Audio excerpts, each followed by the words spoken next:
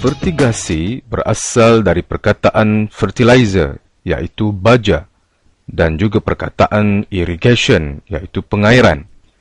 Fertigasi merupakan satu teknologi gabungan pembajaan dan pengairan dalam sistem tanaman. Kaedah fertigasi merupakan satu kaedah baru yang ditemui bagi menjalankan penanaman sayur-sayuran dalam tempoh masa jangka pendek. Kaedah ini tidak memerlukan tanah sebagai media tanaman.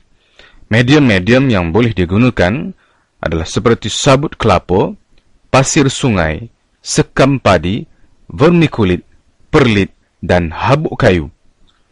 Beberapa jenis sayur-sayuran seperti tomato, cili, terung panjang, timun Jepun, kobis bulat, lobak putih, dan tembikai wangi sesuai menggunakan kaedah penanaman secara fertigasi.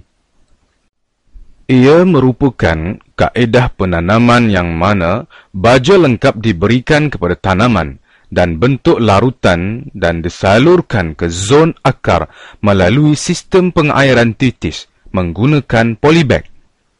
Melalui teknologi tersebut, bekalan air dan nutrien yang cukup serta seimbang mengikut peringkat pertumbuhan pokok dapat dikawal dengan lebih sistematik dan efisien. Ini membolehkan tanaman membesar dengan sihat serta berupaya mengeluarkan hasil yang optimum dan berkualiti tinggi. Biasanya sistem ini digunakan untuk tanaman sayur-sayuran jenis buah.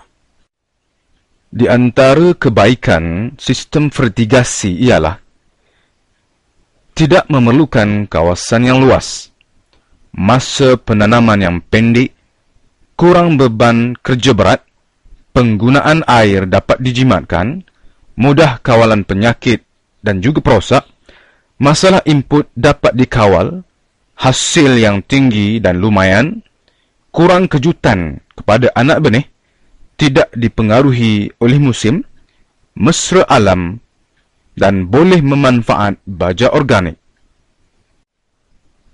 Di antara keperluan infrastruktur untuk membina sistem fertigasi ialah rumah lindungan. Rumah lindungan didirikan bagi mengekalkan kelembapan, mengelakkan pancaran ultraungu, serta terik cahaya matahari yang berlebihan. Sistem pengairan, iaitu titisan. Sistem pengairan terdiri daripada pusat kawalan nutrien, paip ladang, dan penitis. Punca air. Air boleh didapati dari kolam, telaga, telaga tiup, dan lain-lain. Air yang digunakan hendaklah bersih, jernih, bebas daripada penyakit dan pencemaran, tidak berbau dan mempunyai kandungan oksigen yang tinggi. Baja fertigasi. Baja yang disediakan haruslah sesuai dengan tanaman agar dapat menghasilkan hasil dan pulangan yang tinggi. Alat pengukur pH dan isi larutan. Terdapat banyak pilihan yang boleh digunakan bagi mengiut nilai pH dan nilai isi, biasanya dalam bentuk pocket ataupun pocket size. pH meter dan isi meter atau portable pH, isi, TDS meter. Media. Kadar pegangan air adalah dalam 60 hingga 80% dan udara 20 hingga 40%. Contohnya, campuran habuk sabut kelapa dan arang sekam padi dalam nisbah 1:1. Bekas tanaman. Bekas tanaman yang sering digunakan adalah polybag bersaiz 12 inci kali 15 inci atau 12 inci kali 17 inci.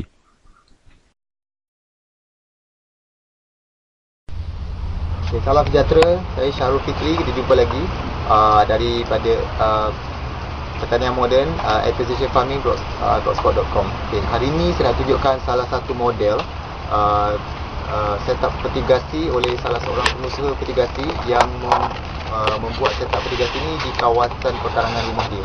Okay. Mari kita tengok dekat sini sekarang ni. Ini adalah merupakan salah satu set unit polybag yang mana ditanam tanaman bandit yang diusahakan secara mitigasi. Okay, kita dapat lihat di sini, ini adalah drippernya. Okay. Dan kalau kita lihat di sini, dia punya media yang digunakan adalah merupakan 100% kokopit. Okey, kokopit. Okey, kita perlu ingat untuk tanaman berdaun besar seperti ini, kokopit ni mesti kita selalu flush untuk setiap minggu. Okey, flushing atau bilasan adalah sangat mustahak. Sebab kokopit ni senang menjadi masam atau acidic apabila dia bercampur dengan larutan baja, ya. So setiap minggu kita mesti melakukan flushing untuk tanaman yang menggunakan bahan kokopit ni. Okey. Okay, seperti kita lihat di sini, salah satu sebab kenapa kita lihat pengusaha ni meletakkan batu-batu batas di sini adalah kerana untuk mengelakkan daripada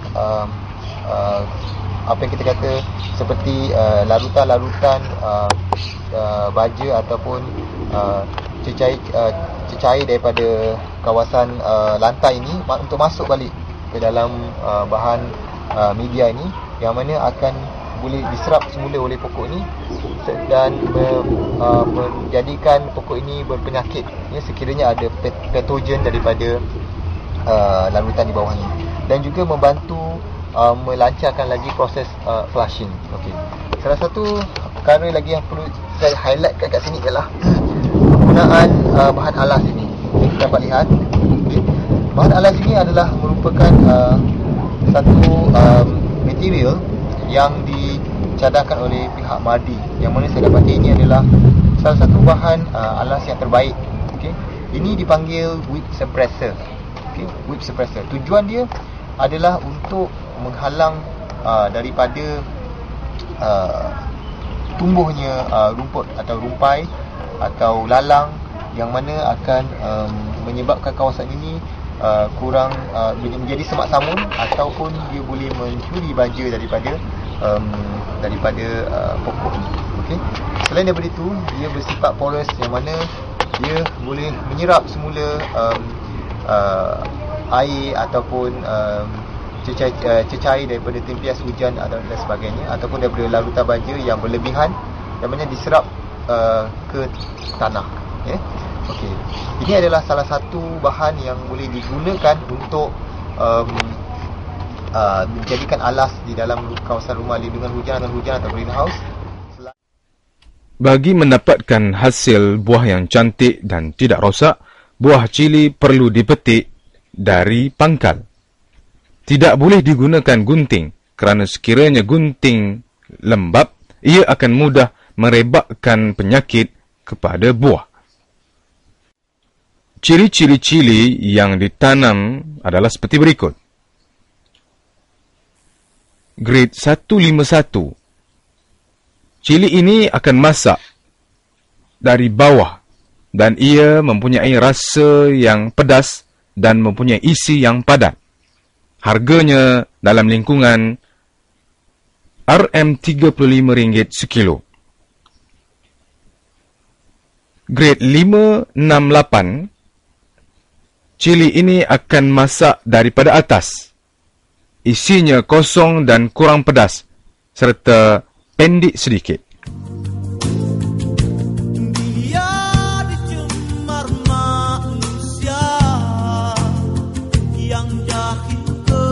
Walaupun kos yang terlibat adalah agak tinggi, namun dengan kaedah fertigasi, beberapa masalah yang timbul dalam sistem penanaman secara konvensional dapat diatasi. Sistem penanaman tanpa tanah telah dapat menghapuskan penyakit yang berasal daripada tanah. Sebagai contoh, penyakit layu, bakteria yang selama ini telah menjadi masalah utama bagi tanaman tomato dan cili dapat diatasi. Selain itu, penanaman juga dapat dilakukan sepanjang tahun kerana musim hujan atau kemarau tidak mempengaruhi kegiatan penanaman. Pengusaha dapat merancang masa dan jumlah pengeluaran hasil mengikut keperluan pelanggan dan pasaran. Kelebihan ini memberi keuntungan kepada pengusaha kerana semua faktor penentu harga adalah di bawah kawalan pengusaha. Sekiranya penanaman dibuat mengikut jadual dan perancangan menepati permintaan pasaran.